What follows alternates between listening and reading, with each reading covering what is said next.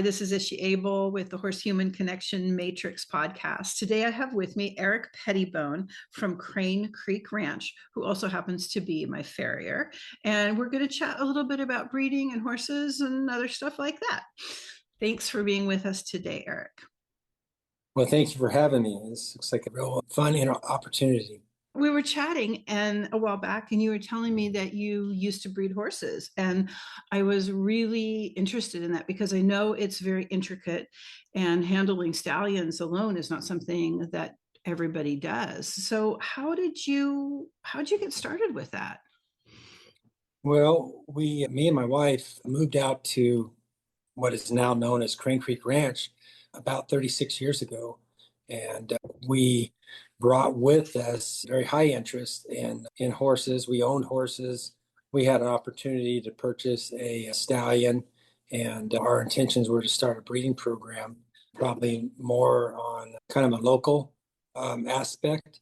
And then we got some brood mares, and then we had to figure out how to get these mares bred. And so, both of us came from a background of being around horse breeding, not any part of any huge operation, just, one or two mares, one stallion type of a thing.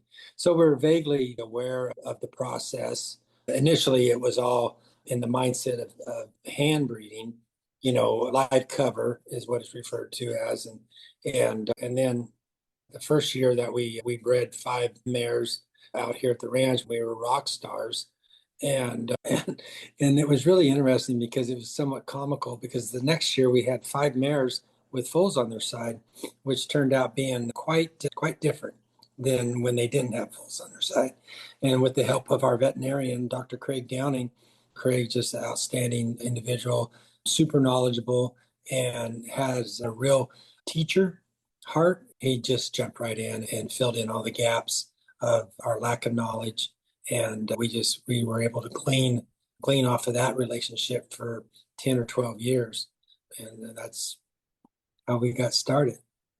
That's great. So what were you not ready for? Like, what surprised you about breeding horses that you were just like, wow, I didn't expect that to happen? Were there some moments like that? Yeah, I mean, there was a lot of things that we had to overcome. One would be because of our backgrounds and listening. When you get into a field where there's a lot of, I refer to them as old wives' tales. Mm-hmm. Most old wives' tales are rooted in truth, Mm-hmm. but they're almost like half truths. And so, you just hear these things and you just kind of copy them, but you don't really understand them, and you don't understand what part of it is truth and what part of it isn't truth, and trying to decipher that and apply it. Can you give a couple of examples of that? Well, that's a good question for me to ponder on. The devil's in the details. Something that occurs to me that I've heard, because I know very little about this, is that often mares give birth in the middle of the night, and I hear about people sleeping in their barns when they're expecting, and like being, or having cameras and having like 24-hour watch after a certain point. Is that something that you had to do? And is it true that they're usually born at night? I think there's always a lot of truth to stuff like that is almost as accurate, but it's not 100%. Mm-hmm. And when you're dealing with one mare, one owner, one mare, most of the time they stay up, they start way too early, and they stay up with their mare forever because they're really, really excited about, this upcoming birth. And about the time they get totally exhausted and they decide that, that their mare's not going to foal tonight and they're going to skip a night, or they're going to go down there, instead of going down there at 8, they're going to go down there at midnight or whatever. They show up at midnight, or they show up the next morning, and bam, there's the baby. Mm-hmm. We adopted certain things over time to where I think they're probably the most accurate indicator of that the mare was pending birth was the milk test. And that would tell you how high the sugars are in the milk. Mm-hmm. And that became a real accurate gauge for us. They start lactating before they give birth. Yes. Like for an example, a mare will maybe come into her milk, but the milk will be real watery, and then everybody will get excited, and then 2 or 3 days later, you're like, "Where's the milk?" And maybe she'll drop off a little bit, like and then the the second time that the mammary glands get activated, that's usually way more close to being pending. I mean, there's just so many variations to anything that I would say that if somebody had their own experience, they would say, well, that's not necessarily correct. But when you're foaling out 20 mares a year and you have 20 different examples, they're Wow. true, they're not all the same, but that's where the milk test came into play, because if we test that milk and the sugars are way low, we know that it's not. But those sugars in the milk will spike right before they foal, and so that the sugars end up being the number one thing. And we tried a lot of different things, and most of them were fairly good. But the one, like I said, like the one thing that was the most accurate, the most consistent, was the milk test. It would tell you like 2 or 3 days, the litmus paper test, and depending on how many squares it lit up, it would give you an indicator that your mare is a week away or 3 or 4 days away. And then as it kind of went up the scale, it would be 72 hours, 24 hours away. And then, you use the other things that you've learned about how relaxed the mare was in the vulva and the muscles above her tailbone, and so you're like, oh yeah, okay, this is it. And we did have the cameras, and we did have the warming room with the video monitor. And, at any given time, we maybe have like 2 or 3 mares that were getting close, and then we would maybe have one mare, pretty much one mare at a time, that was pending. And Mhm. when I say pending, meant that the milk test and all her other signs showed that she was perhaps 24 hours, 48 hours out. 20 horses all at once. That doesn't mean everybody's pregnant at the same time, but maybe a bunch of them are. So like that's kind of like one question. And then the other question is if they're, what did you call it, breeding naturally as opposed to artificial insemination? You had a word for that. It was Yeah, live cover. live cover. So if it's live cover, then their cycles happen at a certain time. And this is kind of what was interesting to me, like, because when I used to have cattle, they would all come into heat at the same time, and they'd call the neighbor's bull over, and they'd all get bred at the same time, and then all the calves would drop within a month of each other. And so I don't know if you're doing live cover, if there's that opportunity like that, or at what point did you go to AI? Like, how did you stagger, if you had any kind of control over those things, or did you just let them happen?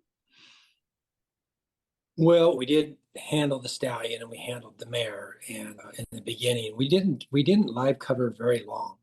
But one of the things that, when you're in a breeding management situation, the first thing you want to do is you do, there's certain things that you should do, particularly if you're breeding multiple mares during a season, where perhaps more than one mare might be ready to be bred on a given day. So if you're live covering, you would definitely want to know that your stallion was fertile, and that would be with like a semen evaluation test, and there's a protocol for that to find out whether, one, the stallion is a good breeder, whether he has adequate spermazoa to be able to cover mare. So you could breed a mare in the morning, you could breed another mare in the afternoon. On worst case scenario, you could breed another mare, in the evening. So you could potentially breed, 3 mares in one day with live cover if the stallion proved to be fertile enough. As stallions get older, sometimes their sperm numbers drop, and you need to be aware of that. So, it's almost like, grandpa used to take the mare over to the neighbor stallion, says she's been in heat, he drops her off, picks her up in the afternoon, she has a foal every year. Hmm. And you're like, oh my gosh, grandpa used to do it that way, why can't we do it that way? Yeah, Well, that sounds really easy. yeah, and there's always these stories about this kind of thing, and you're just like, oh my gosh, when you're dealing with clients that are anxious and they want to get their mare in full, there's so many variables, which probably leads to some of your discussion about the wild horses. Grandpa kept that mare because she was fertile, and he took him over to Joe Bob's, the neighbor, because that stallion was fertile and he was probably well behaved, and everything just went glorious. But it gets very, very, very complicated really quick when you start doing numbers. You know, you take one example of one mare, one stallion, but like with AI, when we AI, we can collect a stallion and we can breed multiple mares. We can breed, anywhere from 5 to 15 mares with one ejaculate, one collection. Wow. And we do that with a densimeter that tells you how many million of sperm are per milliliter. And then you just make up a breeding dose on farm would be 500 million. If we ship semen, which we did a lot of, it's 1 billion per breeding dose, and on farm it's 500 million. And so some of these stallions we would put in, anywhere from 2 to 4 mLs of raw semen to the extender, and that's a breeding dose. And with a total ejaculate of 30 to 60 mLs, you can just add it up and you can tell how many mares that you could breed. The extender that you put it in. So you're getting like a constant, you're getting so much of it and it's so concentrated that then you use an extender, and that's how you can go up to 15 different mares with one sample. That seems like a lot. Like that's, yeah, I can see where and it seems like it's something that would vary from maybe one day to the other, the amount of sperm in a sample, or even a different part of the day or different parts of the year. Yes, yeah. Like, so the physiological breeding season for mares is April 15th, and typically because of the amount of daylight. So on the natural, like maybe out in the wild or just, on your farm, typically mares will be in, like, they'll go in during the winter, they'll go into anestrus, and then as the days start getting longer, they'll transition into to more of an estrus time frame. And so during that transition, there's a lot of problems during the transition. Irregular cycles, mares stay in the heat, they come in the heat, they go out of heat, but they're not really ovulating and dropping viable follicles. So, but once you get into, past April 15th, typically, and not all, typically these mares were cycling normal. And then for stallions, it's a little bit after that. So it's like sometime the first part of June. I'm not going to quote me exactly on the exacts because it's been a while since I had my breeder's hat on. I basically retired from breeding mares and handling stallions, managing stallions and mares. Probably this would be my fourth year away from it. Mm-hmm. But usually about the end of May, June, that's Mm-hmm. when the stallions will have peak sperm production. And so, but when you're breeding a lot of mares, like on a young fertile stallion, a full book of mares could be 125 to, let's say, 150 mares per year, per breeding season. And not a lot of stallions can handle that. But in those scenarios, you're collecting a stallion every other day, and you collect, and then, and what you got is what you got. And it's typical breeding farm in Weatherford, Texas, or Pilot Point, Texas, where they have high powered stallions that breed a lot of mares. You get on a list and it's first come, first served, and they collect the stallion, and that's what they get. They don't go out of their way to double collect a stallion when you have a full book. So management is key on the stallions so that the semen that they ship off is viable. And the extenders, there's two things that the extenders do. When you got a heavy concentration of sperm, they get kind of crazy and they like to clump. They like to clump up, and they don't really go anywhere. They just kind of, they look like you look under the microscope and they're like a little rugby team. and they're just like pushing each other all around, but they're not really going any direction. So the extender thins it out, and it makes it to where there's enough room, and they can get direction, and they can go. They need to swim. They need to swim, and they don't get all congested and That's back to traffic. interesting. And the other That's part about the extender, most of them are kind of like a milk base. And so there's an absorbable protein that extends the life of the semen. So the semen, the individual sperm can actually absorb that fuel. So we call it, it's just, you could refer to it as fuel or gasoline, or food. Yeah. Food. Yeah, food. Yeah. And it just extends the life of the semen. And some stallions do are quite adept to doing that, and some stallions are really poor. And so I think sometimes industry can be dominated by, in certain disciplines of categories of horses, equine can be dominated by, popularity, this and that, color, whatever. But as far as like getting foals on the ground, it could be dominated by fertility, by the stallion that ships the best, that is the most fertile, particularly And in maybe the ones that live the longest. Yeah. I mean, all of those things. I mean, that's what was fascinating to me about the conversation is like there are so many different variables. And we haven't even started talking about like different traits that people are breeding for. And then what happens when you keep breeding those same traits and how you can breed. Like, I don't know if you can breed a filly back to its father or how distant the relationship needs to be in horses. I mean, I know it's different with cows and it's different with goats and sheep. And then how traits that in the horse industry that people want in their horse, if it's not just color, but we're talking about athleticism, or how like those cow horses get down low and hop from side to side, but certainly a foxtrotter is not going to do that. Like there's all of these, like so many different things that go into it. It's kind of crazy. Yeah, well, to be true to the breed, whatever category you're in, whether it's foxtrotters or cutting horses or race horses, they definitely lean themselves toward breeding those traits. And to kind of go back to some of the breeding choices that breeders make, Mm-hmm. there's a lot of us that breed horses, and there's a lot of mares being bred to stallions, but to be aware of the differences between like a real breeding program versus just breeding horses.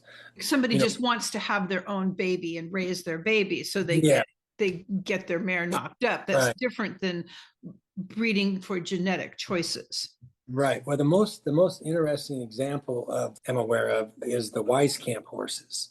The Skipper W line is a quarter horse line that really dominated a couple of decades ago, and they did a lot of line breeding, what they refer to as line breeding.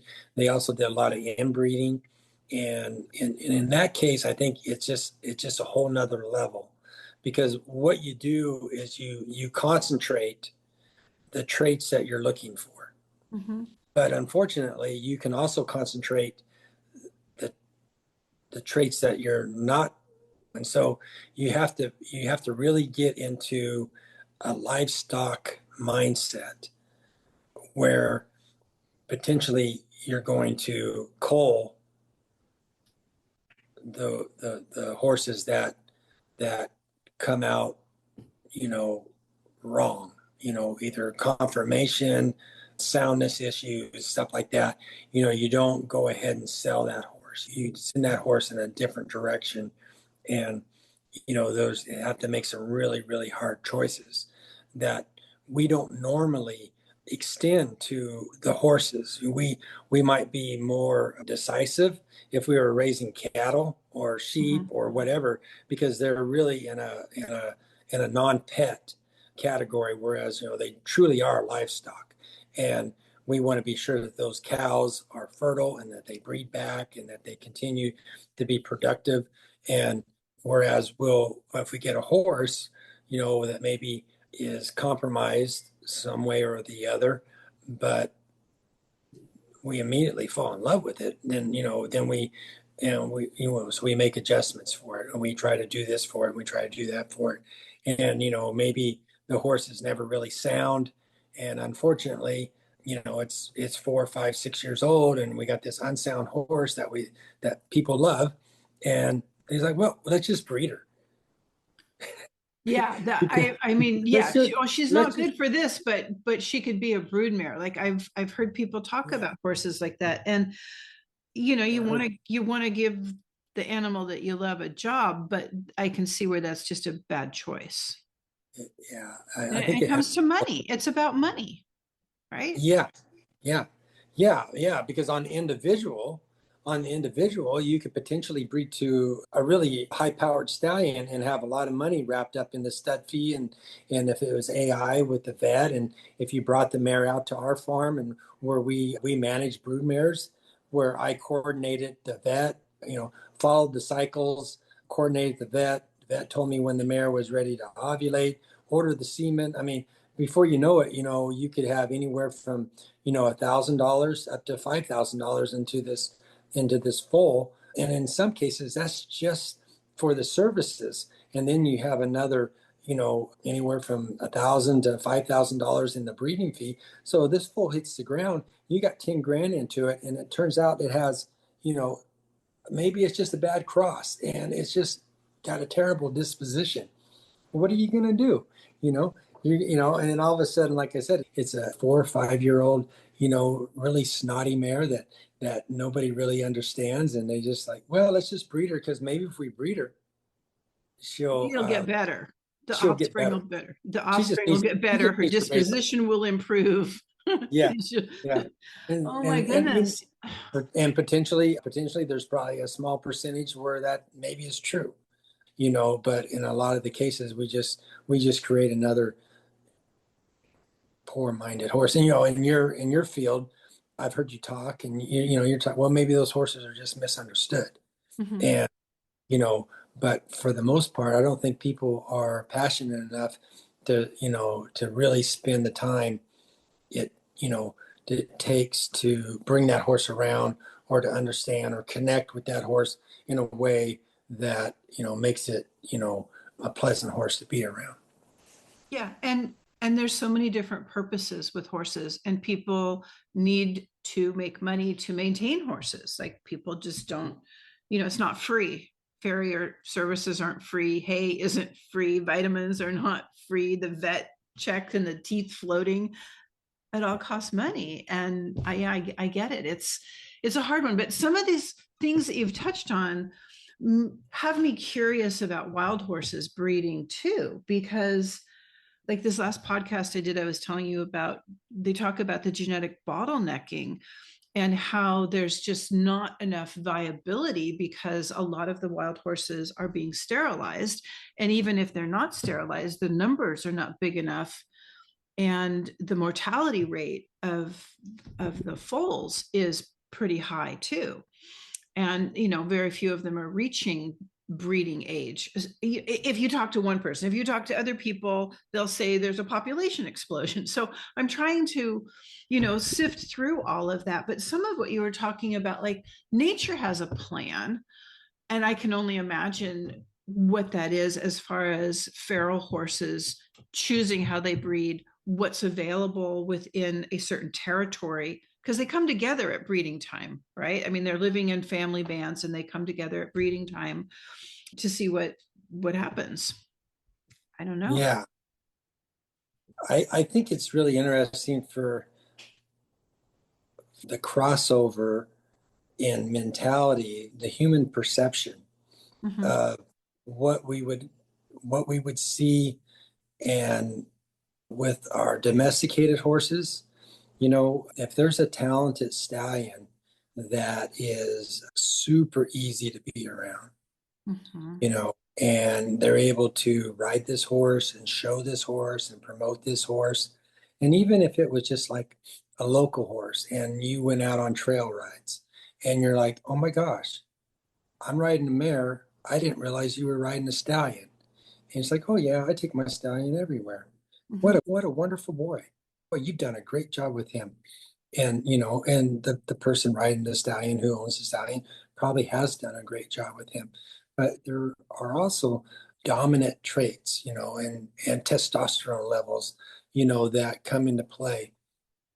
That particular horse that would probably service quite well in a domestic breeding program, I would bet money that under the microscope, his sperm count is a little bit low. And if he had to breed a lot of mares, he probably wouldn't be able to get it done, or, the numbers would drop off and we would have some real management challenges. But I mean, we could definitely do it with AI and scheduling mares that needed to be bred. Let me just recap what you're saying, because it sounds like what you're saying is that stallions that are going to have a high sperm count probably also have dominant traits that may look like aggression, because in the wild, those are the horses that win out if there's competition. And so having a docile stallion may not have a really high sperm count. And so in a domesticated small breeding situation, we might be able to bring those amiable traits out. But in the wild, what we're looking for is wild, aggressive, big, strong, muscled, testosterone high stallions, because that's what's going to reproduce. No, yeah, exactly. Because if you describe in the domesticated, there may be a very, very talented stallion, but he is just unshowable. If he's lucky enough to maybe breed enough quality mares, he may be a stallion that maybe doesn't have all the awards, but he's really a good producer. That can go that way too in the domesticated realm, where he's a really good producer and he can breed a lot of mares. So, but usually most of us will gravitate toward the more user-friendly horse. And so that horse is not going to be an alpha. He's going to be, and then you switch gears to the wild. Well, I would suggest, without knowing exactly, but I would suggest that the most rankest dominant stallion is going to breed most of the mares. And so if his traits are does he have some negative to him? I mean, he's going to be producing, 75, I'm going to guess 75 to 80% of the offspring out there. And when we have domesticated horses, you typically don't have any acceptable death loss. But when we switch over to the livestock realm, there is acceptable death loss. Whether we're raising sheep or cattle, we know that they're not all going to live. But with horses, it seems a little different. But then when we get into the wild, we got to look at them as a completely different creature, I think. And so you get into that realm of verbiage like natural selection. Ones that are born compromised, they're not going to live. No. And so if you end up with, a stallion that has that is super dominant, but has some kind of genetic fault, and, you're in that particular group, your numbers might drop off because, maybe that genetic fault is dominant and it's showing up in a high percentage of his offspring. Maybe they're not going to make it, depending on what the environment is or what the predation is. And so I could see that in certain groups of horses, one group may be thriving and another group may be really struggling in another part of the country. And it eventually could all lead to just genetic selection. Yeah, I'm sure a lot of it is an environment and predators, and I mean, so many different variables in that situation as well. I mean, it's no shock that in the wild there are no old and sick horses. Right. Despite that, I'm seeing language that is the opinion of some people that horses have no natural predators. That doesn't seem to be a way that can really be true. I would just assume that if you had a herd of elk and you have some weaker elk, they're probably the ones that are going to lag behind and get taken first. I can't imagine that the same thing wouldn't happen with a herd of horses. We look at our domestic horses, and when the weather conditions are right, they can get an abscess, they could an ankle. I mean, you would think that would set them up if they got any sort of separation from the protection of the herd off the wayside. And then just being able to just cover ground, if they can't really cover ground and get to forage, that's going to compromise, and then one thing leads to another, to another, to another. And it can be probably I could imagine it being a downward slope with any animal out in the wild, particularly, when you think about herds, we're thinking about like elk and antelope, horses, wild horses, stuff like that. Yeah, But they definitely rely on the herd to probably be somewhat of their protection as far as a group. absolutely. Absolutely. Do you miss not breeding? Do you miss the horses? You still have horses, right? Yeah, we have about five, and we don't we've kind of gotten away from the riding of them. We have a bunch of older geriatric horses that are pasture pets. They're all broke to ride, but myself personally, I struggled with a bad hip for a few years, and I found that I can't even really get in the saddle. I get my leg up to get in the stirrup. So I recently had hip surgery, and that's one of the things we're looking forward to in the future is getting back to having some solid riding horses so that we can get back into the routine of riding because we do a lot of hiking, but if you're on a four-wheeler or a side by side, you just don't see the things that you see. So you can cover a lot more ground, but it's slow enough that you can really take in your environment. Riding to check fence lines or certain times of the year where it's practically dangerous to go anywhere in a vehicle, whether it be a side by side or in the middle of the winter, we can still go back up into the canyon and check out the pasture. I'm looking forward to getting back to just having horses for our personal. Wonderful to be able to ride. And you're right, it's so practical and the experience is completely different. And I know when I'm on horseback, is different than hiking in that I also seem to have the experience of the horse who has better ears and better eyes, and the footfalls, are not my own. Like the whole experience is just, I don't know, for me, it's just magical. I can see why you've missed it so much. A Yeah. little bit of therapy. Yeah, absolutely.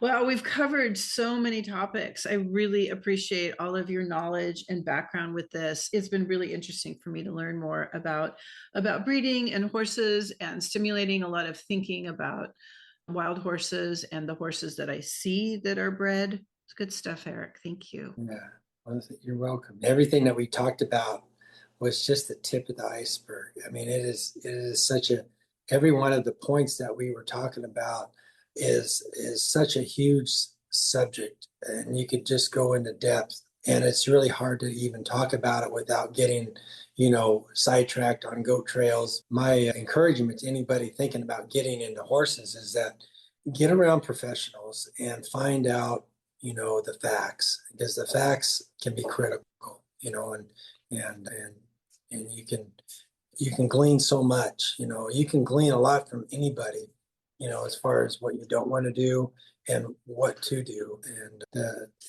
it's really served us well. We've been in the horses forever, and even though I'm not breeding horses now, through the farrier, shoeing horses and meeting people and dealing with lamenesses and whatnot, it's all rewarding, and I think the horses have served me well all my life. And well said. All right. Well, thank you again. And we'll be seeing you pretty soon, I'm sure. Yeah, I'll be up and about before you know it. All right. Okay. Take care. Thank you.